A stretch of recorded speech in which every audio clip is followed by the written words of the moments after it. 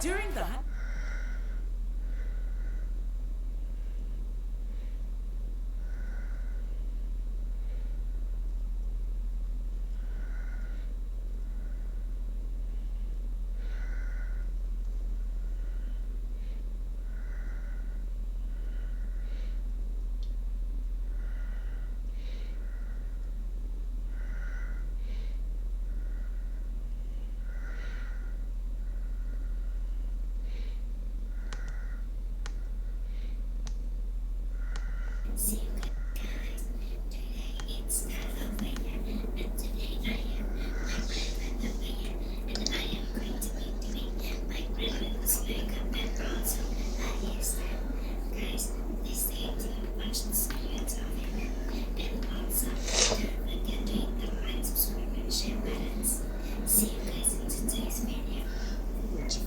Il est gentil, hein? Il est gentil.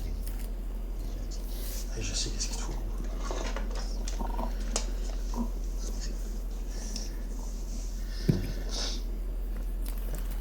C'est ça que tu veux?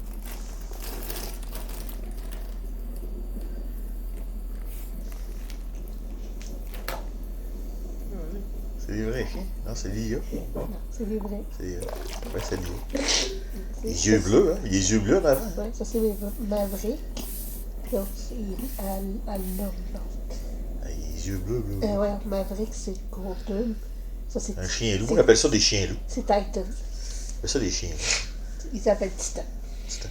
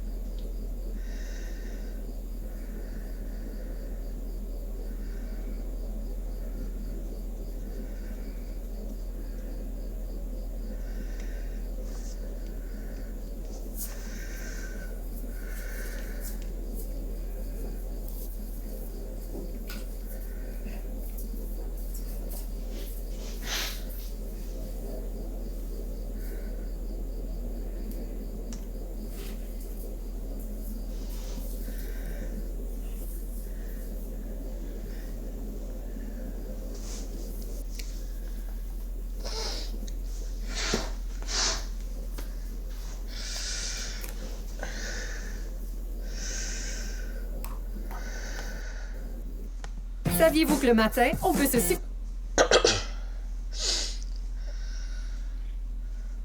Ah mon pit? Qu'est-ce qu'il fait, le chat? Hein? Il est tanné. Il est tanné, le petit pit, hein? Oh, il est tanné. Il est tanné, le petit pit. Il est tanné, le petit pit.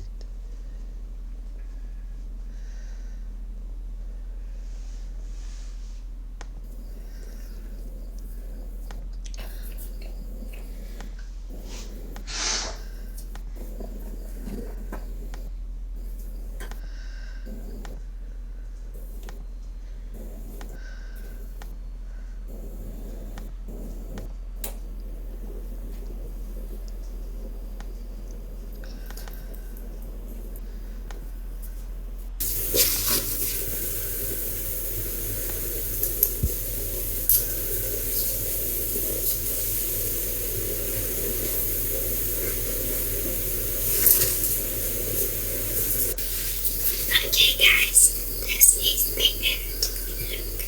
Thank you guys so much for watching, and also thank you guys so much for hitting that like, subscribe, and share buttons. See you guys in my next video. Bye.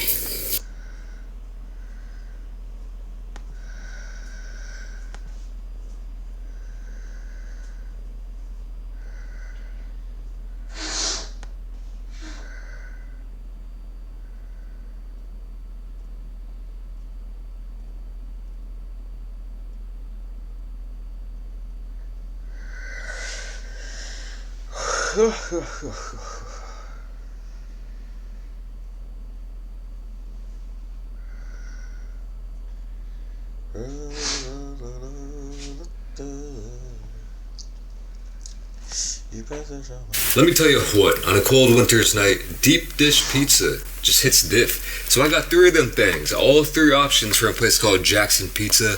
No affiliation, but it's a pretty big Korean pizza chain over here that is effed with by both Koreans and non-Koreans alike. It's pretty damn good, but I've never had their deep dish. Like I said, they only have 3 options: pepperoni, cheese, and then pepperoni, bacon, and mushroom. Came out to $40 for all 3 of these, and they look okay. First time seeing them, they're looking honestly not too bad. Look, I've had a real bad experience with deep dish pizza here in Korea. Stuff that's claiming to be Chicago style, but it's not. And this, to be fair, they don't claim to be Chicago style. They just call it deep dish pizza, but it is looking pretty damn good. I'll give you a closer look here in a second. I'm kind of rushing this because I'm hoping to get a little cheese pull. Like I said, it's chilly outside, so maybe that solidified the cheese a little bit. So there's the cheese. Not looking bad at all. Like, the crust doesn't seem too like fluffy and bogus. It is pretty deep. You know, I'd definitely call that a deep dish. They got the tomato sauce on top, just like it should be, and then hopefully a lot of cheese underneath. Here is the pep. Not a lot of pepperonis on that one, but it's still looking like good peps. And then here is the one with the pep, the mushrooms, and the bacon. And they all look pretty damn fire to me. Let's get into it. Come on, give me a cheese pull, man. Oh, man. Let me try again. Let me try again with a different slice.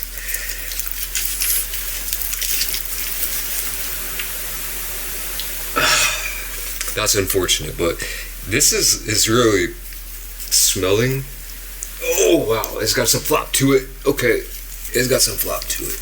Going in.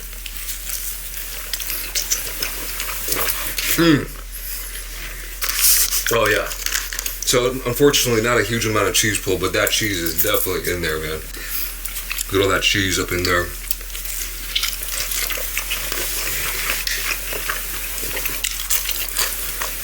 Wonderful.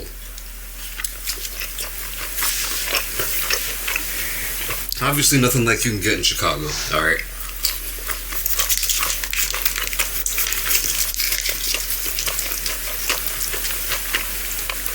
But I really do F with this, man. A couple complaints, if you're listening, Jackson. The crust, alright, it's a little bit almost too floppy.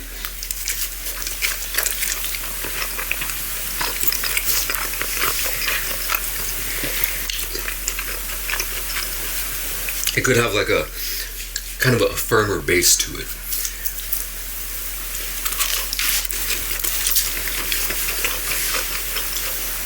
Also, the tomato sauce could have a little bit more of that fresh zang to it, but that's about it. And I'm not complaining about anything else. This is hitting the spot right now just because, like I said, man, this will just stick to your bones like the ghost of John. All right.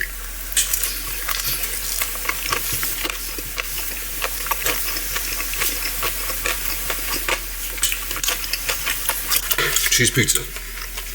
I mean, these are hefty. This is half a pizza. I mean, this thing has some girth, some weight.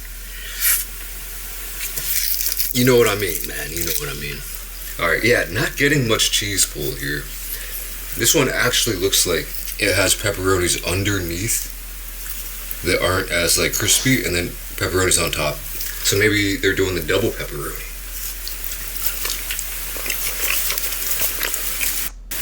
So this looks like more like a little man than a dog right now.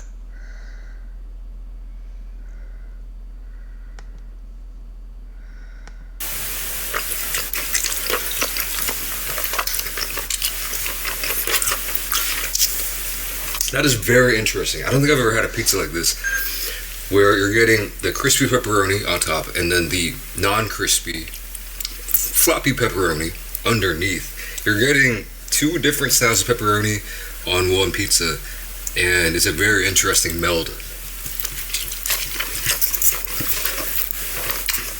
I like this one a lot better. What can I say? You know, cheese pizza, man. Some cheese pizza is fire.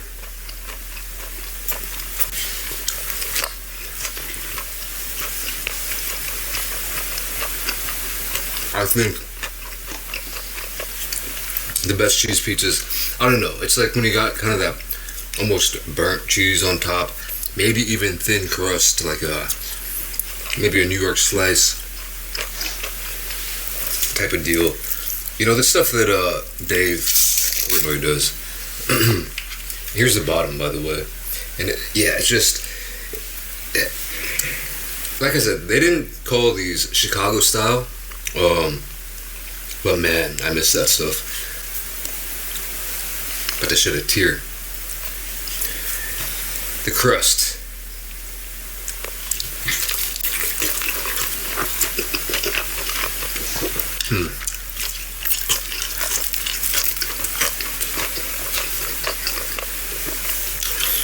The most authentic Chicago style pizza I've had outside of Chicago was in Vietnam, of all places. HCMC, Ho Chi Minh City.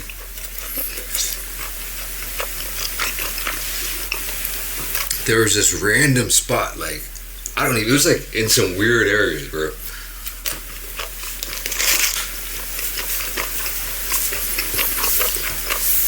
It almost looked like some abandoned streets, like that you would see in a video game, like one at night. A little bit sketch. Actually, maybe it wasn't that sketch. It was pretty nice. But yeah, dude, it was like super authentic. They nailed the crust, and I was actually stunned. I actually was so stunned. And they sold soju at this place in Vietnam. So I was maxing some soju and some pretty legit Chicago style pizza. I was like, so please, I talked to the owner, and I was like, yo, get that guy out here. I'm like, yo, this is amazing. He's like, oh, cool. I'm actually from Chicago, so I know what I'm doing. So it's like, fair enough.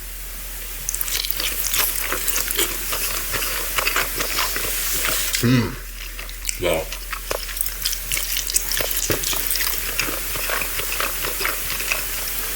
Oh, this one's hitting. This one is hitting. Good bacon and the mushrooms along with that pepperoni.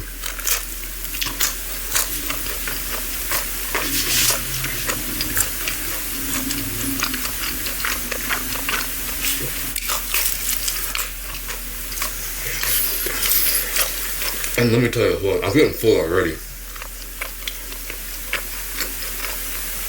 This is a lot of food. They may not look that thick on camera.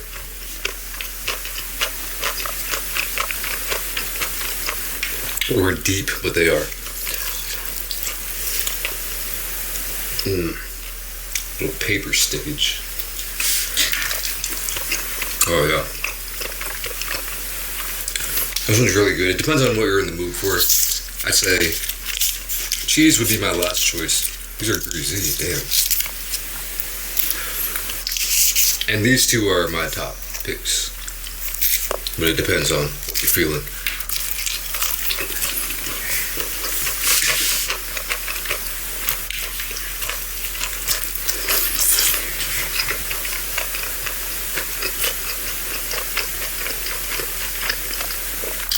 I'm trying to think of like something deep to talk about. To go on theme, but you know what I was thinking earlier was like the word deep. You know that phenomenon, everyone knows it when you like repeat a word over and over, it just kind of loses meaning. You're like, what the heck does that even mean? As-tu transformé ton salon en course à obstacles? Bien joué!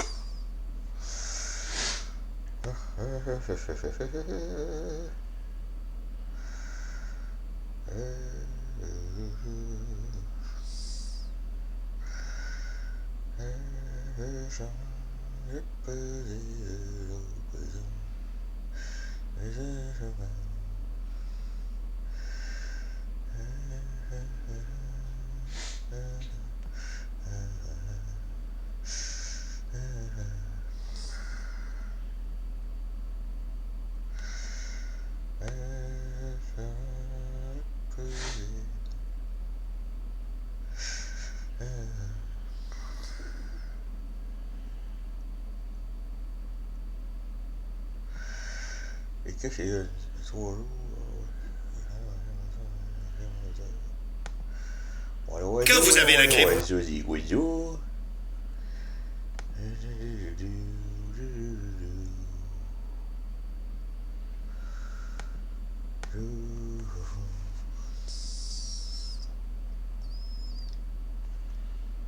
Dans l'est de Montréal, il y a plusieurs commerces qui ont été touchés, mais des locataires aussi, eux, ont évité le pire, Andy. Un suspect aurait été vu et a lancé des cocktails Molotov.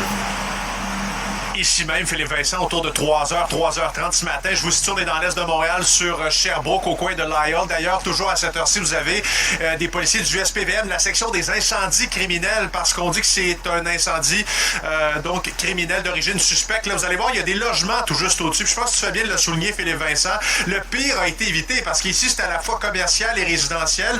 Lorsque le feu va se déclarer, il y a des gens qui vont sortir pris de panique, parfois à l'extérieur. Et donc, rapidement, on essaie de comprendre un peu ce qui s'est passé, Philippe Vincent. Alors, une trentaine de personnes évacuées. Ils ont pu réintégrer leur logement, sauf pour 2 familles, me dit-on, au moins 2 familles qui ont dû être relocalisées. La propriétaire d'un des endroits, et c'est possiblement le salon de bronzage là, qui a été visé, parce que vous avez un autre commerce tout juste à côté, un salon de coiffure. Vous en avez un autre un peu plus loin aussi qui a subi des dommages, et également un salon de coiffure. Alors, le salon de bronzage est comme impliqué, à tort ou à raison, dans tout ça, là. Et la propriétaire me disait tantôt n'avoir absolument rien à se reprocher. Elle n'a pas eu de menaces dans les dernières semaines et elle le jure, on va l'entendre. On prend ça difficilement ce matin, c'est clair. On s'attendait pas à ça du tout. Pas du tout. Les papiers de migration, mon mari, tout est là-dedans. Il est tout perdu. Est-ce que vous auriez peut-être une idée qui pourrait vous en vouloir? Personne. J'ai pas d'amis, j'ai pas personne. Je fais mon travail. Mon mari est cubain, il vient d'arriver de Cuba, d'immigration. Je fais mes petites affaires. Est-ce qu'il y a déjà des gens qui sont venus vous voir? L'extorsion? Non, pas du tout. On ferme à 6h30 le soir exprès pour pas être là le soir trop tard. Alors, l'enquête du SPVM se poursuit, puis je rappelle, Philippe Vincent, qu'il y a quelqu'un, au moins un suspect qui est recherché, là, qui aurait été vu en train de fracasser une vitrine, lancer un cocktail Molotov et prendre la fuite. S'il y a du nouveau, Andy, tenez-nous au courant, merci. Absolument, au revoir.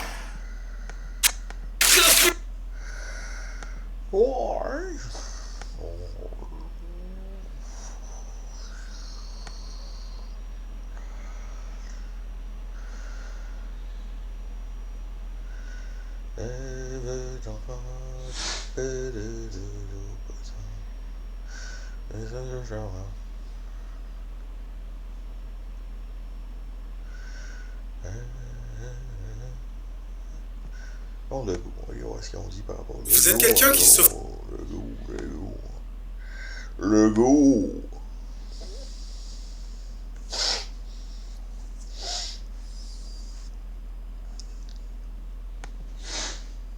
Encore en décembre et dans les entrevues qu'il a fait ensuite, François Legault était ferme qu'il allait demeurer chef de la CAQ pour l'élection qui s'en vient au mois d'octobre.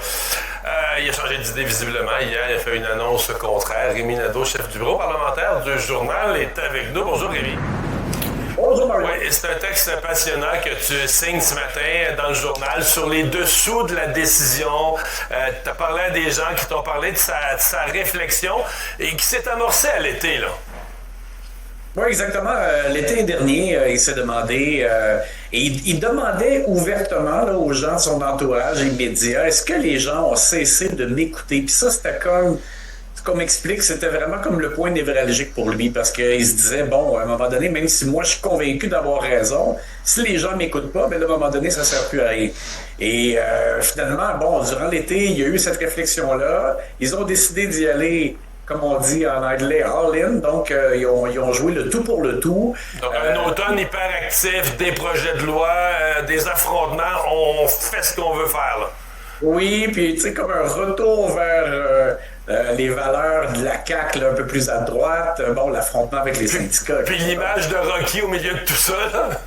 Ben oui, exactement. Donc, le négligé qui persiste malgré tout. Bon, et puis finalement, bon, durant la période des fêtes, ce qu'on m'a raconté, c'est que vraiment, là, au fil des soupers avec des amis très proches, des gens qui l'estiment beaucoup, les membres de sa famille, ces deux garçons, on dit que ça a été vraiment comme important dans l'équation. Le message qu'il avait, c'est les gens ont de l'estime pour toi, mais ce serait probablement le temps de passer comme le flambeau à une autre génération. Et ça je savais moi, que depuis 2022, lors de la campagne électorale, déjà de faire face à Gabriel Nadeau-Dubois, puis ça, M. Legault aimait pas avoir l'air du vieux dans le paysage des chefs politiques. Et là, ben, ça s'accentue, évidemment, là, parce que Pablo Rodriguez n'étant plus là, c'est probablement Charles Milliard qui sera là pour les libéraux, et en faisant face à PSPP, etc. Bon, alors, M. Legault voulait pas avoir l'air de celui qui s'accroche, là, du vieux qui s'accroche à tout prix aux yeux des Québécois. Puis il a décidé donc qu'il passait le flambeau à quelqu'un d'autre. Donc la décision a été prise pour lui au moins la semaine dernière, parce que la semaine dernière, je sais qu'il avait commencé à rédiger son discours de démission et il l'a annoncé là, à ses plus proches collaborateurs lundi cette semaine. Ouais. Je crois qu'il l'a annoncé à un collaborateur lundi, parce que comme Madame Legault, Brigitte Legault, qui est vraiment de très proche, il a commencé sa ronde de téléphone hier matin, là. Puis là, ils ont convoqué la presse vers 9h30, 10h moins quart, mais lui était au téléphone depuis 8h le matin, là, avait sa liste de gens à avertir. Bon, évidemment, les députés, les ministres, là, ils l'ont appris en même temps que nous pour plusieurs. Les ministres, quelques-uns un petit peu avant. Ah, mais de ça, vraiment, Mario, j'ai parlé à des élus, puis des membres du Conseil des ministres qui me disaient qu'il n'y avait vraiment aucun signe avant-coureur. Puis la seule chose, ben en fait, c'est que M. Legault s'était un petit peu replié la semaine dernière en sachant là, que sa décision était prise. Ben, normalement, là, même s'il n'y a pas encore, on n'est pas encore en session parlementaire, là, les comités ministériels. Un peu plus d'action normalement. Merci, Rémi.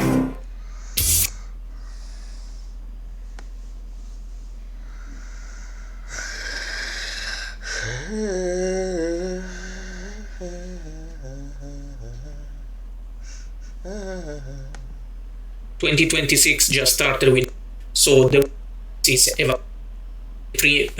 evacuation. Unfortunately, the reconstruction of the evacuation dynamics and the words to collect data. City may affect the simulation using. We'll kindly spend time to try to use 150 people. The number can be higher or lower. We need to wait for official invest 150, and what we call the pre-evacuation time. Similar assumption to the pre-evacuation time. In fact, people, as you seen in many videos, don't start a simulation. We'll see that people don't start people as you. So using data from the literature, I reduce also the speed of the agents in this simulation, by assuming % recreating the full people getting out of this build is 300 seconds, but it doesn't really mean much at this stage because this number can dramatically increase a really accurate simulation. So in this simulation, you create a really accurate simulation. So in this is the preventive investigation. It's just a qualitative assessment to show the public how evacuation disaster and a must confirm. So I hope that the work engineering got on the work that we are.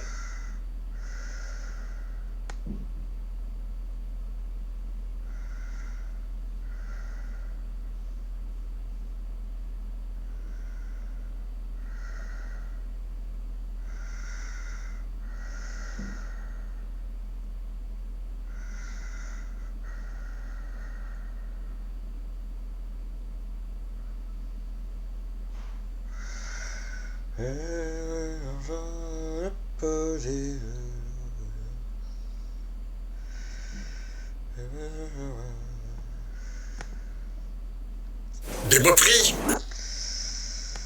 Hein, mon pit? Crise de fou, de bordel! Ouh, c'est...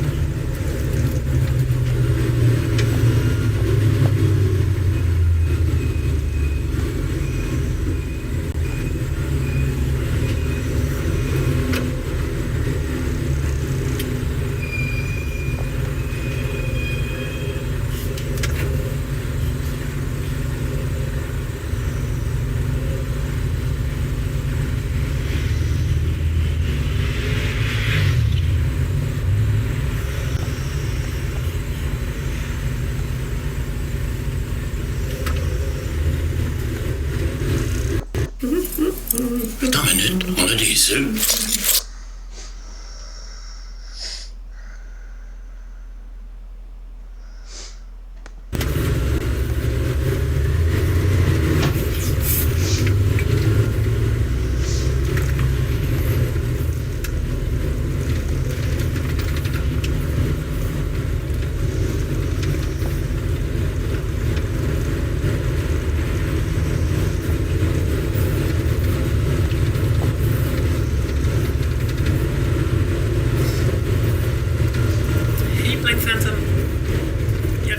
if? But why do I remember your name then? Are you lying?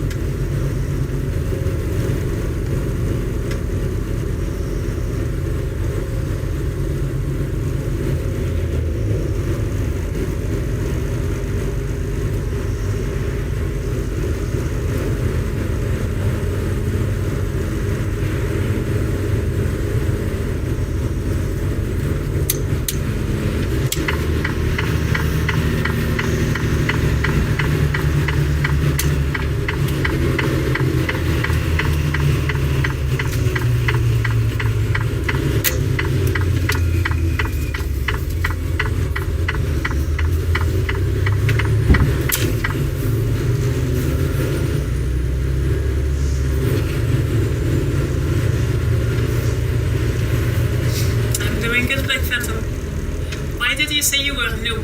That doesn't make sense, Phantom.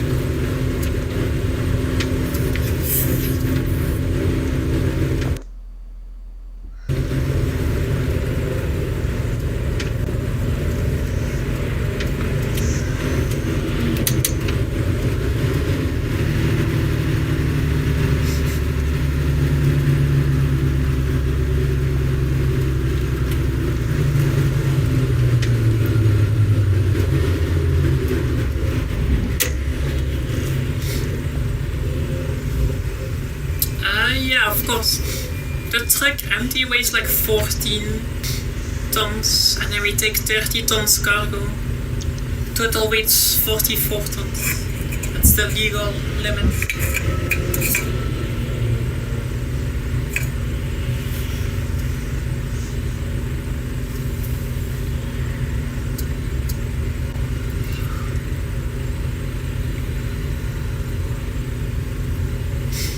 No, I don't speak French.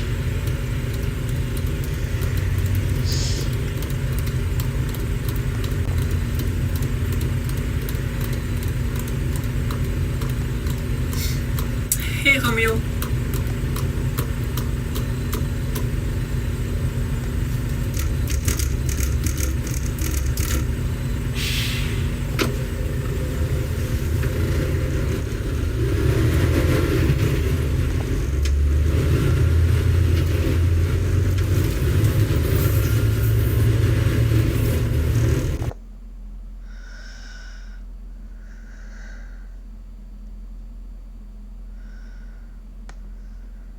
Bleeding gums? Try Crest Gum.